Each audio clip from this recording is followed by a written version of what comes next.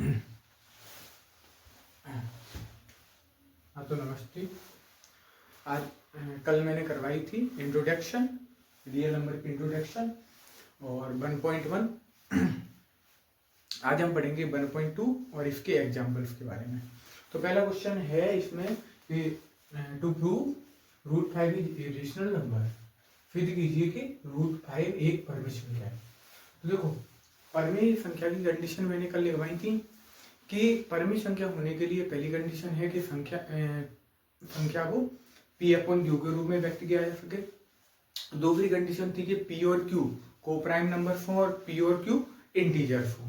तो अगर हम इसको किस तरीके से प्रूव करेंगे, तो देखो हमारे पास अपरिमेय पूछा हुआ है, हमको अपरिमेय प्रूव करना है। तो हम पहले इस संख्या को परिमेय मानेंगे और परिमेय मान के हम इसके साथ परिमेय संख्याओं की कंडीशन को अप्लाई करवाएंगे। अगर ये परिमेय संख्याओं की कंडीशन को फुलफिल करती है, अगर परिमेय संख्याओं की कंडीशन को ये मानती है, तब तो ये परिमेय संख्या होगी। अगर ये परिमेय संख्याओं की कंडीशन को नहीं फॉलो करेगी तो हम कह देंगे कि ये संख्या परिमेय संख्या नहीं है। तो चलिए स्टार्ट करते हैं। Let root 5 is a rational number.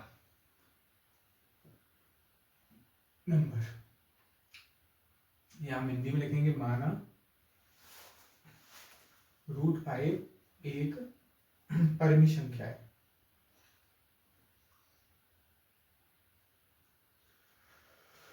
अगर ये परिमेय संख्या है तो इसको हम P अपॉन Q के रूप में भी लिख सकते हैं। P upon Q equal to root 5। यहाँ पे क्या लिखेंगे, वेयर P, Q आर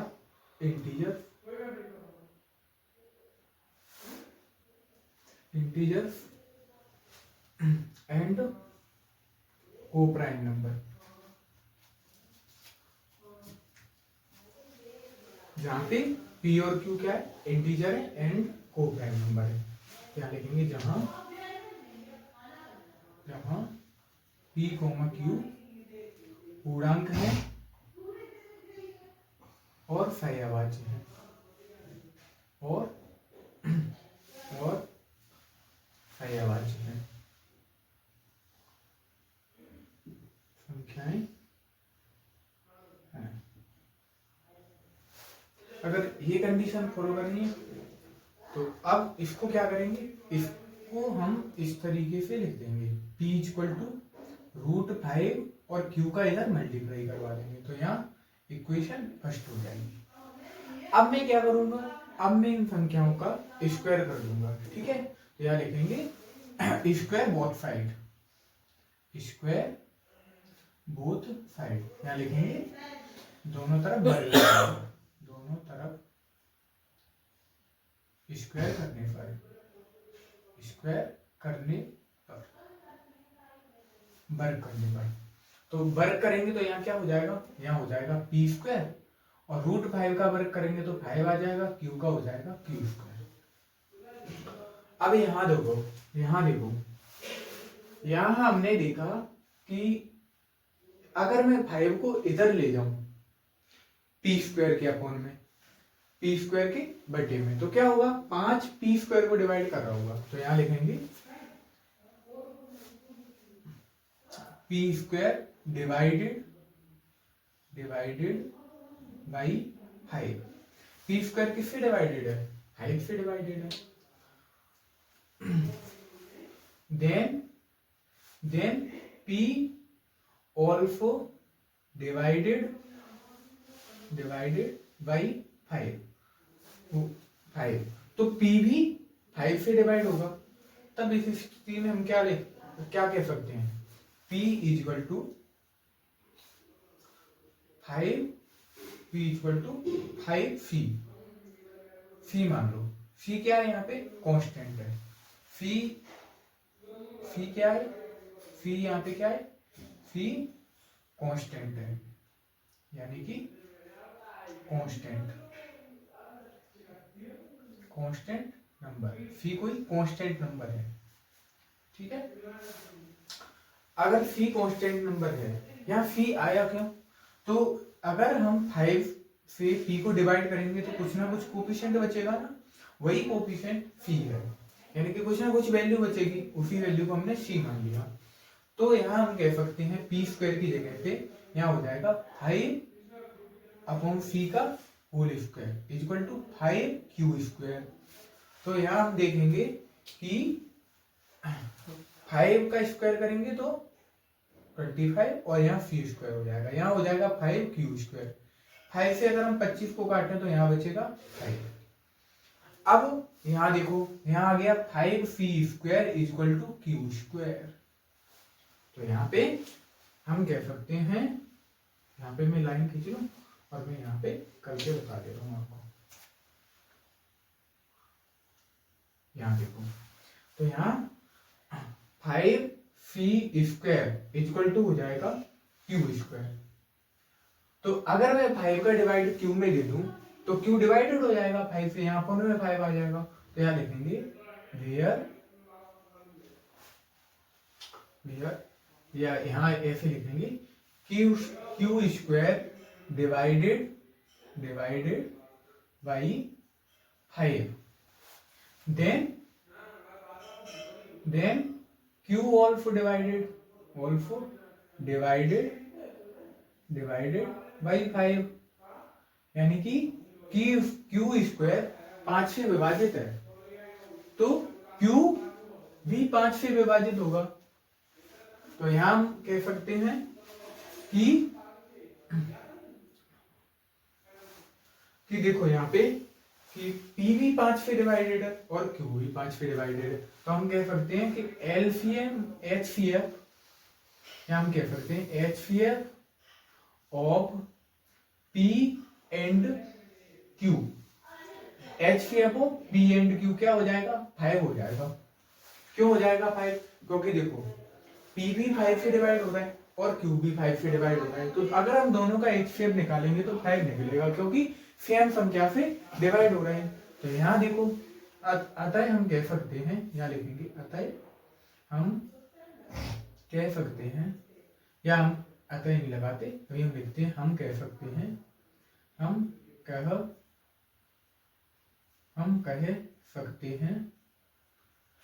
हैं कि, क्या कह सकते हैं हम, कि p और q का HCF 5 है, तो p और q अभाज्य संख्याएं नहीं है, अभाज्य संख्याएं नहीं है।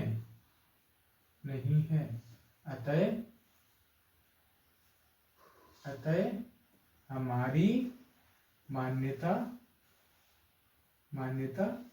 गलत थी। अतः p और q, अतः √5 एक अपरिमेय संख्या नहीं है, एक अपरिमेय संख्या नहीं है। ठीक है, इसी तरीके से हम इंग्लिश में भी लैंग्वेज लिख सकते हैं। तो यहाँ लिखेंगे √5 इज नॉट कोप्राइम नंबर।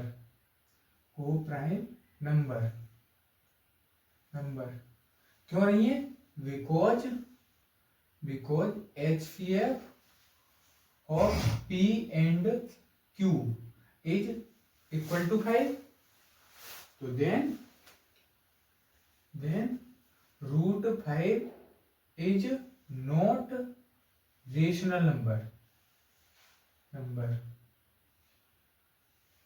लिख सकते हैं हेंस √5 इज रेशनल नंबर। अगर रेशनल नंबर नहीं है तो फिर क्या है? इनरेशनल नंबर है।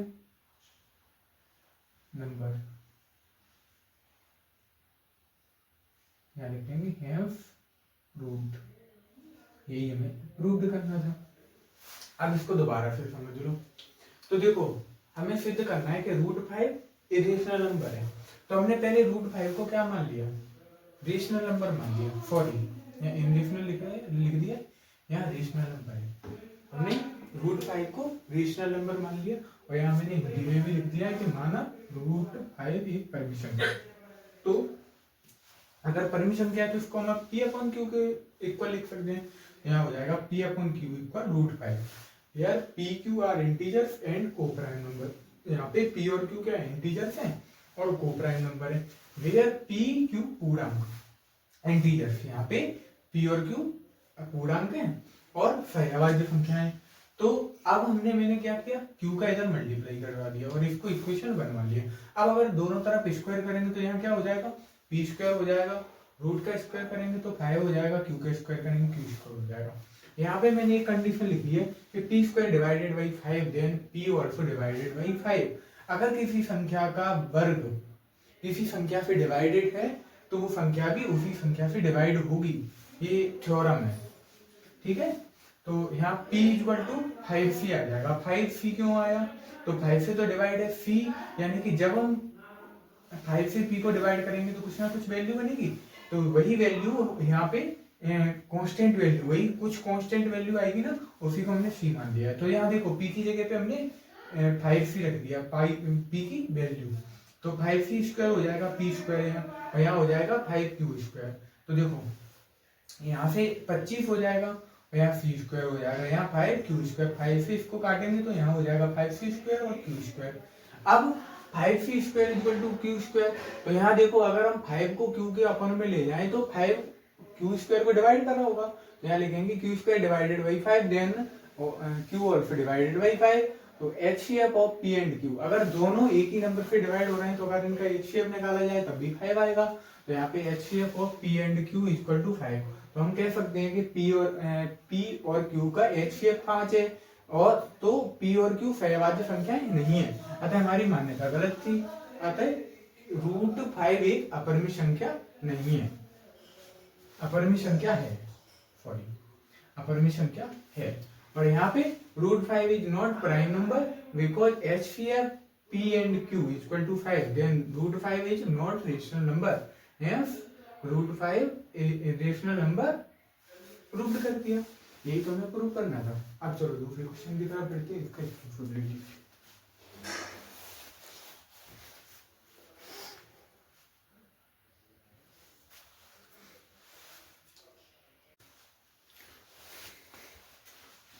देखो अभी मैंने जो क्वेश्चन बताया था उसके जैसे तुम्हारे में एग्जाम्पल में क्वेश्चन दिए हुए हैं, जैसे रूट 2 एक अपरिमेय संख्या है, तो ये सॉल्यूशन बिल्कुल सेम रहेगा।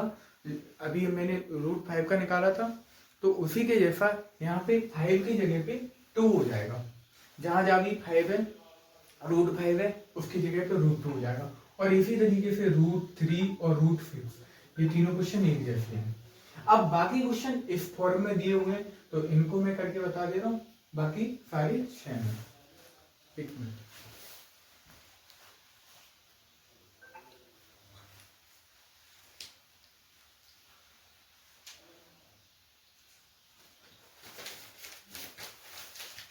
तो चलिए इसको फॉलो करते हैं।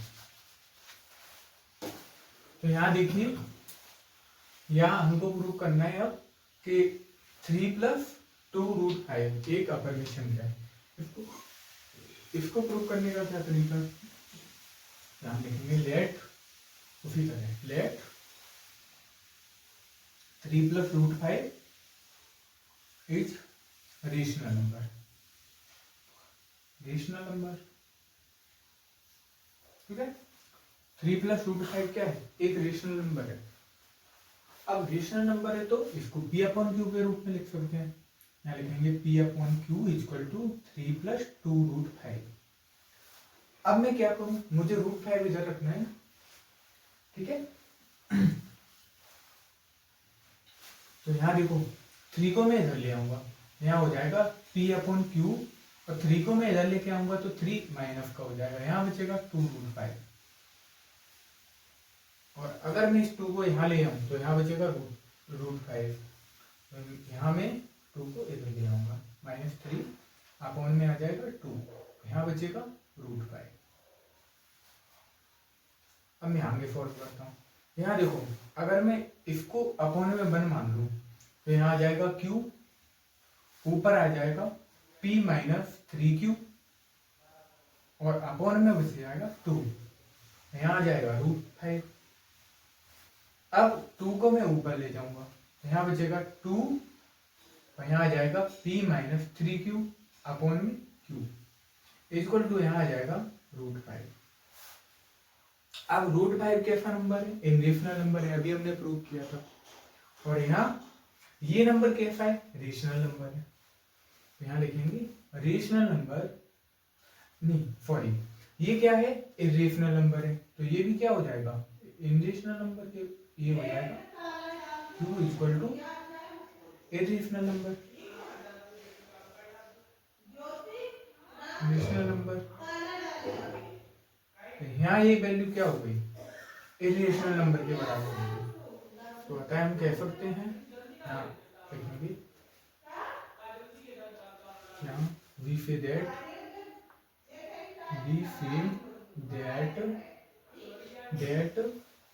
के 3 plus 2√5 is irrational नंबर। इस तरीके से ये भी इरेशनल प्रूव हो जाता है, क्योंकि √5 इरेशनल नंबर है और इसको इरेशनल के बराबर दिखा दिया, तो ये पूरा क्या हो जाएगा? इरेशनल नंबर हो जाएगा। ठीक है, तो यहाँ ये क्वेश्चन भी हमने सॉल्व कर दिया। अब हम अगले क्वेश्चन की तरफ बढ़ते हैं, इसको नोट कर लीजिए।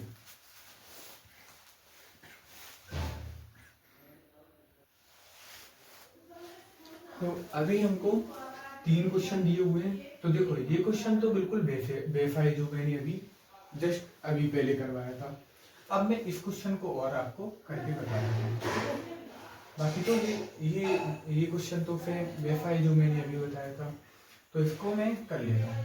तो देखो सॉल्यूशन फर्स्ट, यहाँ देखो लेट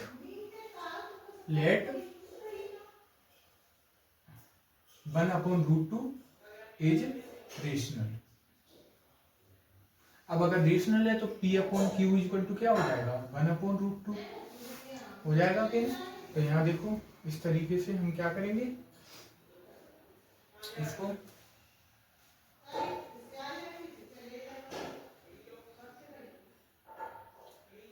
यहाँ इसको हम प्रूव करेंगे। तो इसको हम क्रॉस मल्टीप्लाई करेंगे। क्रॉस मल्टीप्लाई कैसे करेंगे? √2 का मल्टीप्लाई करेंगे p में, यहाँ हो जाएगा √2 p और यहाँ हो जाएगा q। अगर मैं इसका स्क्वायर कर दूं तो यहाँ क्या हो जाएगा? 2p equal to q।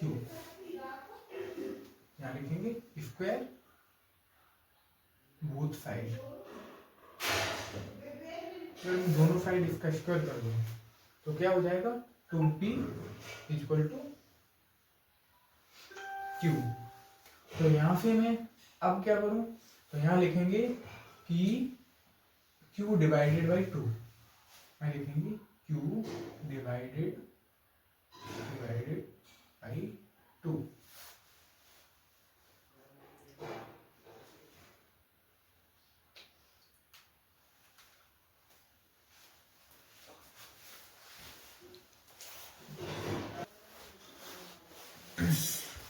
हाँ, तो यहाँ पे गलती ये हुई है कि स्क्वायर करना, देखो 2 का स्क्वायर करेंगे क्या हो जाएगा? 4 हो जाएगा, 2 हो जाएगा। और यहाँ करेंगे p स्क्वायर और q स्क्वायर। तो अब हम कह सकते हैं कि q स्क्वायर डिवाइडेड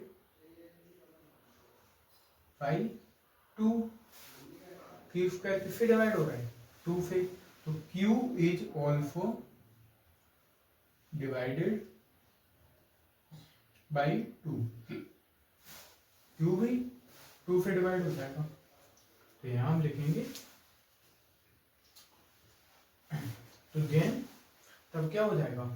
देन तो q इक्वल टू हो जाएगा 2c। यहाँ c क्या है? कांस्टेंट है।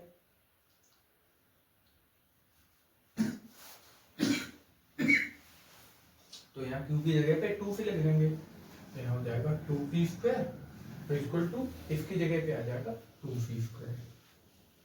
तो यहाँ जाएगा 2p², यहाँ हो जाएगा 4c²। काटेंगे तो यहाँ 2 बचेगा। अब 2 से देखो p² डिवाइड हो रहा है, तो यहाँ लिखेंगे p² = 2c², और यहाँ यही लैंग्वेज लिखेंगे कि p² डिवाइडेड बाई 2। क्या लिखेंगे p is also divided by 2, ठीक है, डिवाइडेड बाई 2। तो यहाँ देखेंगे हम कि p भी 2 से डिवाइड हो रहा है, p भी 2 से डिवाइड हो रहा है, तो हम कह सकते हैं कि HCF of p and q = 2 हो जाएगा। तो अगर HCF आ रहा है तो यहाँ लिख सकते हैं p एंड q नॉट को प्राइम नंबर, तो यहाँ लिख सकते हैं hence